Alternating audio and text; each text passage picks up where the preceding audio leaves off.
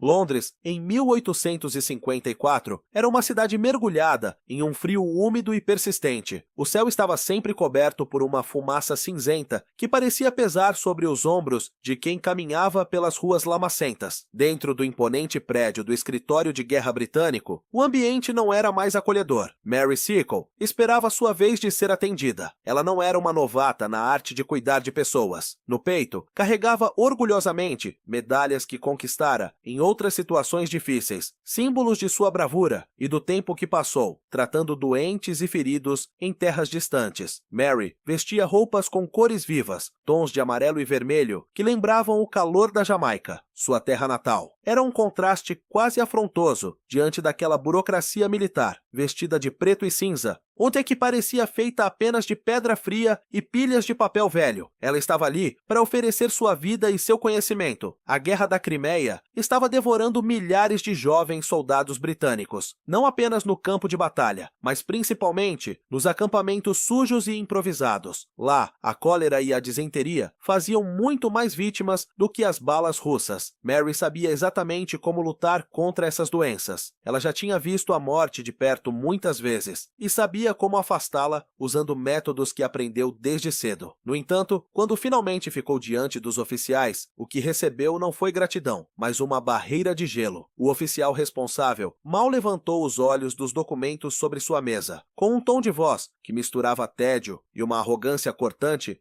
Odace negou o pedido dela para se juntar ao corpo oficial de enfermeiras que partiria para o fronte. O argumento usado pelos burocratas foi uma ofensa direta à sua competência e história. O oficial alegou que Mary não possuía o treinamento formal exigido pela capital britânica. Para aqueles homens, a experiência prática que ela acumulara durante décadas na Jamaica e no Panamá não tinha validade alguma, simplesmente porque não vinha dos manuais aprovados pela rígida sociedade londrina. Mas o motivo real era nítido para qualquer um que estivesse naquela sala. A cor da pele de Mary e sua origem estrangeira a tornavam inadequada aos olhos daquele sistema imperialista. Eles preferiam que os soldados morressem sozinhos a permitir que fossem tocados e curados por alguém que eles consideravam inferior.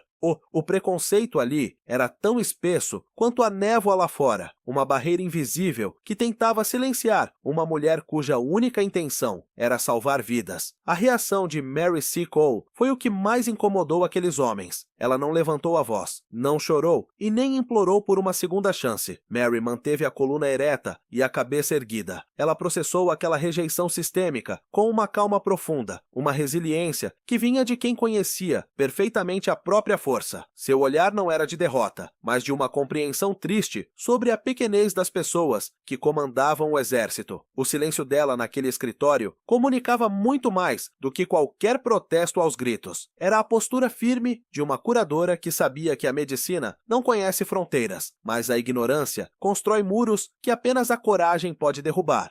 Ao sair daquele prédio frio, Mary sentiu o vento gelado de Londres no rosto, mas seu coração estava quente de determinação. Ela sabia que os soldados estavam sofrendo e que sua habilidade era necessária agora. A burocracia militar tinha fechado as portas oficiais, mas Mary não era do tipo que esperava permissão para fazer o que era certo. No entanto, uma pergunta difícil pairava no ar. Como uma mulher negra, sem o apoio do governo e gastando suas próprias economias, conseguiria chegar a uma zona de guerra ativa a milhares de quilômetros de distância? O desafio parecia absolutamente impossível para qualquer pessoa comum, menos para ela. Antes de continuarmos, inscreva-se no canal e diga-nos nos comentários de onde você está assistindo. A história de Mary estava apenas começando.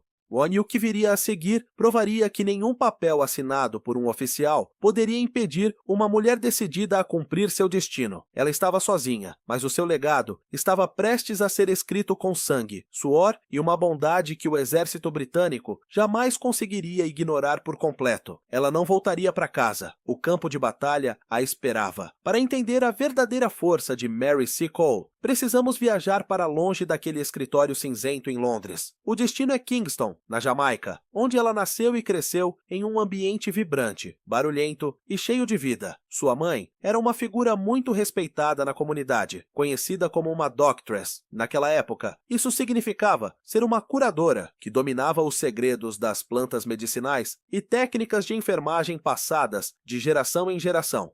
A mãe de Mary comandava a pensão Blundell Hall, que servia de refúgio para soldados britânicos feridos. Foi ali, entre o cheiro de ervas frescas e o som de histórias de guerra, que Mary encontrou sua vocação. Ela não aprendia medicina em salas de aula frias, mas cuidando de pessoas reais e ouvindo batimentos de corações cansados. Mary era uma observadora atenta. Ela via como sua mãe insistia na higiene absoluta dos quartos, algo que muitos médicos daquela época ainda ignoravam completamente em seus hospitais. Mary entendeu cedo que a saúde dependia de um ambiente limpo, calmo e acolhedor. Com o tempo, ela levou seu talento para o Panamá, cuidando de trabalhadores em condições precárias. Lá, ela enfrentou seu maior desafio, a terrível epidemia de cólera. Mary não recuou. Ela tratou o primeiro caso no Panamá e trabalhou dia e noite, ainda observando quais remédios naturais ajudavam a acalmar as dores e impedir que o mal passasse de uma pessoa para outra. Ela usava limão, gengibre e outras raízes da terra para tratar infecções que médicos oficiais muitas vezes desistiam de curar. Mary tinha uma visão científica prática, mesmo sem diploma formal. Ela entendia a importância vital da hidratação e do repouso absoluto para a recuperação. Quando voltou para a Jamaica, já era uma lenda local por ter enfrentado surtos de febre amarela com uma coragem que deixava muitos homens assustados. Ela tinha acumulado mais experiência prática em situações extremas do que os jovens médicos das universidades de Londres. No entanto, quando soube da Guerra da Crimeia, Mary sentiu que precisava fazer algo maior.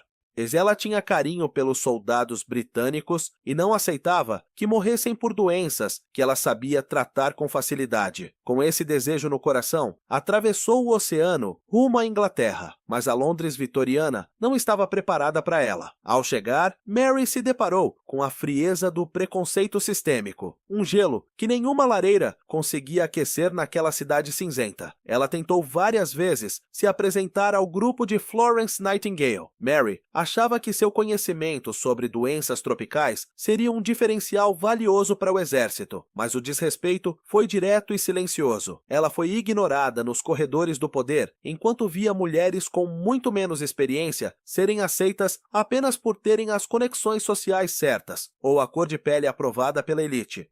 Mas a rejeição de Florence Nightingale não foi apenas administrativa, foi um golpe pesado na alma de Mary. Em Londres, Mary sentiu o peso amargo do isolamento. Suas décadas salvando vidas no Caribe eram invalidadas por estereótipos raciais e de gênero. Para os oficiais, ela não era uma especialista, mas uma mulher negra estrangeira que não se encaixava nos padrões da aristocracia. Essa barreira de ignorância tentava apagar seu valor histórico. Mary sentia que sua competência era tratada como algo sem qualquer importância. Era uma injustiça profunda que faria qualquer um desistir e voltar para casa. Mas Mary Seacole não era uma pessoa comum. As rachaduras em suas emoções não a quebraram, apenas fortaleceram sua resiliência.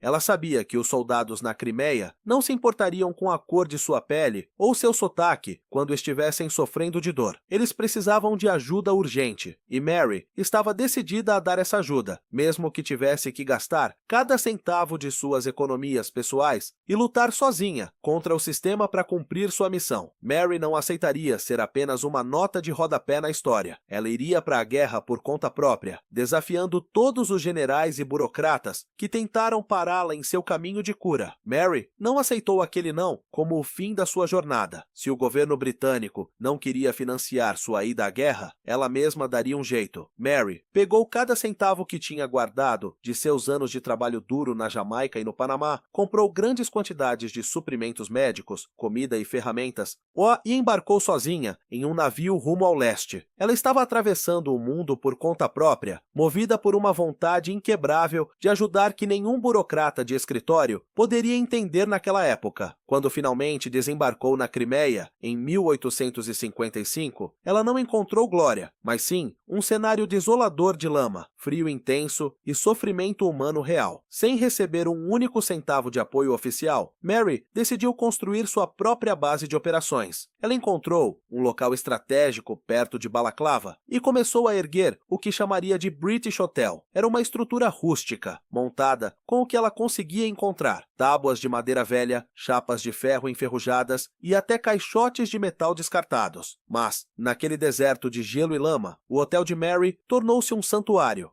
Enquanto os hospitais oficiais ficavam longe das frentes de combate e eram conhecidos pela rigidez excessiva, o estabelecimento de Mary era quente e acolhedor. Ali, ela preparava refeições nutritivas e oferecia conforto para soldados exaustos. O que realmente diferenciava Mary era onde ela escolhia trabalhar. Ela não ficava esperando os feridos chegarem até ela em uma cama limpa. Mary ia até onde a guerra acontecia. Era comum ver aquela mulher jamaicana, com suas roupas coloridas, caminhando entre as trincheiras enquanto o som dos canhões ecoava pelas colinas. Ela carregava bolsas pesadas cheias de bandagens, panos limpos, agulhas e seus frascos de remédios feitos de ervas. Muitas vezes, era a primeira pessoa a chegar ao lado de um soldado caído após um ataque. Ela limpava o rosto dos homens e dava um gole de água e tratava feridas abertas sob fogo cruzado. Seus remédios caseiros para disenteria e cólera, baseados em anos de prática, funcionavam onde a medicina oficial falhava. Mary tratava cada soldado como se fosse seu próprio filho. Foi nesse ambiente de dor que os homens começaram a chamá-la de Mãe Sicolo. Para aqueles soldados jovens, morrendo longe de suas famílias, a voz firme e o toque gentil de Mary eram a última conexão que tinham com a humanidade. Ela não pedia patentes, via apenas o sofrimento e fazia o que era necessário para aliviá-lo, muitas vezes tirando dinheiro do bolso para garantir que ninguém morresse com fome ou sede. Quando a guerra acabou, em 1856, Mary estava financeiramente destruída. Ela investiu tudo no British Hotel e no cuidado dos feridos.